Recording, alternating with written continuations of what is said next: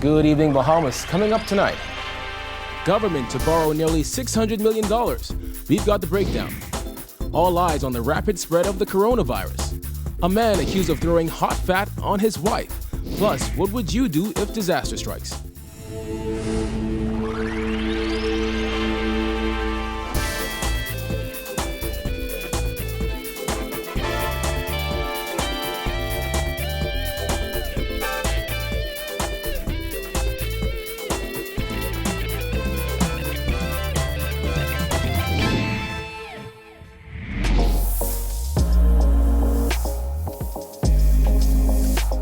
Our news is brought to you by Alive. Welcome to Our News and thanks for joining us. I'm Kyle Joaquin. Government debt is expected to grow to $8.2 billion by the end of this fiscal year. That's up from the previously projected figure of $7.6 billion. This as government seeks Parliament's approval to borrow nearly $600 million to fund recovery efforts in the wake of Hurricane Dorian. Minister of Finance Peter Turnquest outlined how the funds will be spent. Jasmine Brown reports. The government is presenting the extraordinary and unexpected fiscal impacts of Hurricane Dorian as a supplementary budget so that the Bahamian people are made fully aware of exactly how the government intends to address the challenges which have emerged. Minister of Finance Peter Turnquest tabled a resolution in the House of Assembly today to borrow $587.9 million to finance Hurricane Dorian recovery and reconstruction efforts and to cover lost revenue as a result of the storm. He then tabled a second resolution to borrow $50 million from the Caribbean Development Bank to finance a program to implement policy reform initiatives designed to achieve fiscal stability and enhance social and climate change resilience against natural disasters. That the blow this hurricane has dealt us is unprecedented in the history of our nation. The government is now projecting that its 2019-2020 deficit is expected to be $677.5 million, or roughly 5.3% of the gross domestic product. Additionally, the government is also projecting massive revenue losses and increased expenditure. Turnquest said recurrent expenses are projected to be higher by $157.6 million, bringing the revised estimates to $2.6 billion. Of that total, he said, $87.2 million is associated with Hurricane Dorian expenses. That includes $23.1 million in cleanup activities, $12.9 million to facilitate food and accommodations assistance programs, $11.4 million to fund the extension of unemployment benefits for eligible persons, $11.1 million in allowances for affected public staff, $5.4 million for the acquisition of supplies and materials, $1.5 million for the new Ministry of Disaster Preparedness, Management and Reconstruction, and the remaining $17.3 million to cover contingencies, consultancy services, security, and other costs. Other hurricane expenses include $40 million for electricity restoration, $16.5 million for temporary housing and related facilities, $7 million for direct support to businesses, $6 million for the rehabilitation of the water supply on the affected islands, $5.7 million towards building repairs, $4.1 million to facilitate clinic repairs, and the remaining $15.2 million to cover acquisition of equipment and vehicle replacement, among other things. Yes, we have to adjust our fiscal targets. And yes, we have to increase our borrowing to respond to these fiscal pressures. Turnquest said the government is seeking to expand the National Insurance Board unemployment benefit from 13 weeks to 26 weeks for eligible persons who have been impacted by the storm, among other social measures. Reporting for Our News, I'm Jasmine Brown. As the total number of coronavirus cases surpassed 6,000, Health Minister Dr. Dwayne Sands told Parliament today the Bahamas government is stepping up its monitoring of the deadly virus. However, the country has not made the decision to restrict travel to and from China as yet. Giorgio Bain reports. Since December, the Wuhan coronavirus has spread to 12 countries with more than 6,000 confirmed cases and 132 deaths. Though several countries have made the decision to restrict travel to China, the Minister of Health said that the Bahamas will not be taking that step. The Ministry of Health has confirmed that we have ample quantities of personal protective equipment, including hazmat suits, for the staff, and we are in the process of acquiring supplies for laboratory testing for this virus. Although this virus is new, scientists and health officials are actively working to learn more about it and its impact on the body. 5 Bahamian students are currently in Wuhan. One of them is said to be on lockdown. A number of students have expressed a desire to return home and are indeed preparing to return home. And so the United States, United Kingdom, Australia, France, etc. have agreed to place those citizens in quarantine. It is likely that the Bahamas will do the same thing. Sands met with Lyndon Pinland International Airport employees on Monday to quell concerns over the potential spread of the virus. He said today that surveillance of the country's borders is critical, adding that monitoring will be enhanced. The Ministry of Health recommends that persons who must travel in that region take precautions to protect themselves by avoiding direct contact with sick people and products that come from animals. Be diligent. Pay attention and equip yourself with travel advisory information related to the 2019 novel coronavirus before you travel. Common symptoms of the virus are headache, runny nose, muscle pain, cough, and sore throat. Potential complications are pneumonia, high fever, trouble breathing, strep, or death. Sands insisted that all the necessary steps to protect the country's borders are being taken. Currently, there is no vaccine, and scientists do not know a lot about the virus. Reporting for our News, I'm Georgie O'Bain. A man pleaded not guilty to throwing hot fat on his wife during his arraignment today. 45-year-old Ricardo Cartwright, pictured in the gray sweater, pleaded not guilty to causing grievous harm to his wife, Zenobia Cartwright, on January 19th. Cartwright elected to have the matter heard in the magistrate's court, and he was denied bail due to the nature of the charges. He will return to court on Wednesday at 10 a.m. Anglican Archdeacon James Palacios delivering harsh criticism of the Minnis administration today as he accused officials of straying away from their campaign promise of transparency and accountability. He delivered a scorching sermon during the annual parliamentary service at St. Agnes Anglican Church. Berthany McDermott reports. In a scathing assessment of the Minnis administration, Palacios reminded parliamentarians of their role, which is to serve the Bahamian people. You have an extremely difficult, and I reiterate, thankless job. But you know what? That's what you signed up for. In a sermon that drew laughter at times, Palacios brought up the controversial increase in travel expenses for cabinet ministers and their spouses. Again, we have to accept that for some people, they don't make $250 a week. So for you to be talking about $250 per day, they can't comprehend that. That does not make any sense to them, and they have a right to be upset. Palacios added that Bahamians are also understandably outraged over the January 1st rollout of the plastics ban, which requires shoppers without reusable bags to purchase plastic bags at a fee of 25 cents to $1 during the transition period. People just more angry because you look like it's something else you're doing to them. That's all they have a right to. Because it looks like something else happening, something else happening. What more? Palacios said Bahamians are now questioning what is in it for them and insisted that it's now time for Bahamians to feel the direct impact of deals that government says was struck on their behalf. He said touting record-breaking tourism numbers isn't enough for Bahamian taxpayers. We had more employment from fewer visitors than we have today.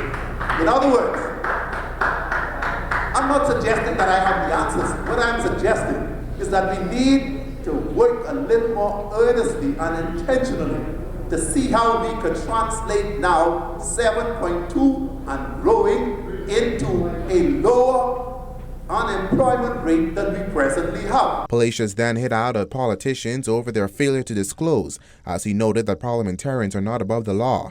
He insisted there should be no delay in ministers disclosing their assets, as he noted the Westminster system should be adhered to across the board. We need compliance from the members of parliament. It's as simple as that. See, this kind of slackness really needs to stop. Everything. It undermines people's confidence in good governance. Reporting for Our News, I'm Berthany McDermott. Following a powerful earthquake in the Caribbean Sea, Prime Minister Dr. Hubert Minnis says officials may need to take another look at the country's building codes. It would be essential for the Bahamas to re-look at its building codes. Just after 2 p.m. on Tuesday, a 7.7 magnitude earthquake struck near the coast of Cuba, Jamaica, and the Cayman Islands, causing structural damage. Here in New Providence, some people reported feeling tremors. Minnis says he has spoken to the Prime Minister of Jamaica and the Premier of Cayman, adding the Bahamas has to remain on its guard. Protocols, Mr. Speaker, will continue to be monitored and adjusted as necessary. And going forward, our building codes may also have to take into consideration the impact of the effects of earthquakes in the region. Mr. Speaker, today, the Bahamas is not officially within the earthquake zone. However, it is essential for us to liaise with the relevant agencies, both regional and the national research centers. Still to come, health officials team up with AmeriCares. Plus, a man and a woman face armed robbery charges. Stay tuned.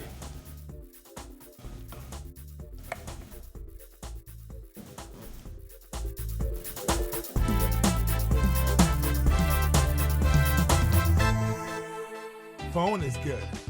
Internet is good. TV is good. But why just pick one thing when you can have everything with Tria? Only $99 a month gets you phone, internet, and cable. That's everything you need for $99 a month. Ask for Tria. Call 601-2200 or email residentialsales@cablebahamas.com. Rev, you and us together.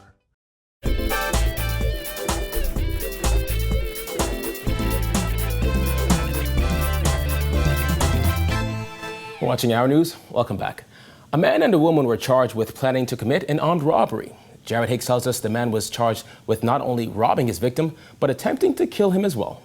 26-year-old Alexander Pierre Jr., seen here in the gray shirt, and 20-year-old Deshante Monroe, pictured in the plaid top, were charged as co-conspirators behind an armed robbery that resulted in the victim being shot and having more than $6,000 worth of personal items and cash stolen from him on Thursday, January 23rd. Magistrate Andrew Forbes charged Pierre Jr. on his own with attempted murder and armed robbery. On January 23rd, the Key West Street resident, being concerned with others, allegedly attempted to murder Van Johnson. He's also accused of robbing Van Johnson of $5,250 cash, an $800 MacBook computer, a Bahamian passport, and a backpack on Wadland Street off Andrews Avenue.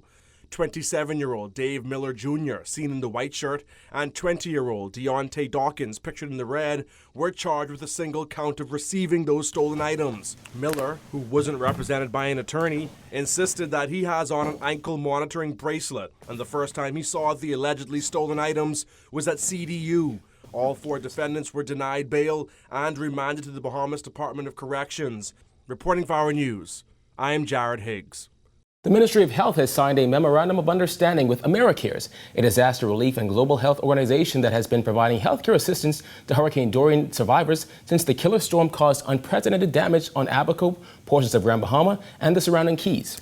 Health Minister Dr. Dwayne Sands says the MOU will facilitate critical primary health, mental health, with a social worker and clinical psychologist, as well as training to strengthen the capacity of the Bahamian healthcare system, specifically through the Ministry of Health, with first responders and other stakeholders to aid recovery from Hurricane Dorian.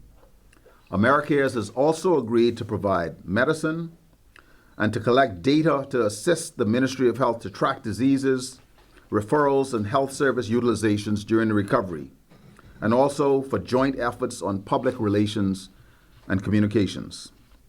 The MOU runs until the end of March, but AmeriCares hopes to extend it to the end of June. Sands says the MOU will also enable AmeriCares to expand its clinical services for Hurricane Dorian survivors in New Providence while continuing to provide primary mental and psychological health services on Abaco. For nearly 5 months on the island of New Providence and nearly 4 months in Abaco, AmeriCares has provided more than 4,000 medical and more than 2,500 MHPSS consultations to persons impacted by Dorian. AmeriCares provided these services in New Providence alongside our hardworking Ministry of Health staff from the community clinics and public hospitals. Established in 1979, AmeriCares has provided more than $18 billion worth of aid in 164 countries. Each year, the org responds to about 30 natural disasters and humanitarian causes. Team leader Cora Naley says AmeriCares has already delivered over $2.6 million in medicine, medical supplies, and relief items to Hurricane Dorian survivors.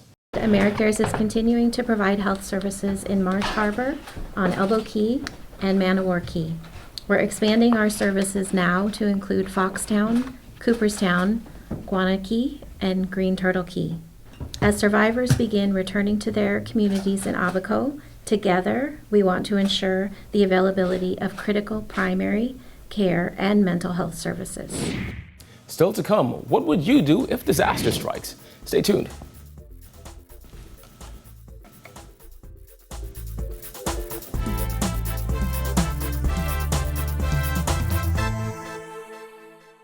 Phone is good. Internet is good. TV is good. But why just pick one thing when you can have everything with Tria? Only $99 a month gets you phone, internet, and cable. That's everything you need for $99 a month. Ask for Tria. Call 601-2200 or email residentialsales@cablebahamas.com. Rev, you and us together.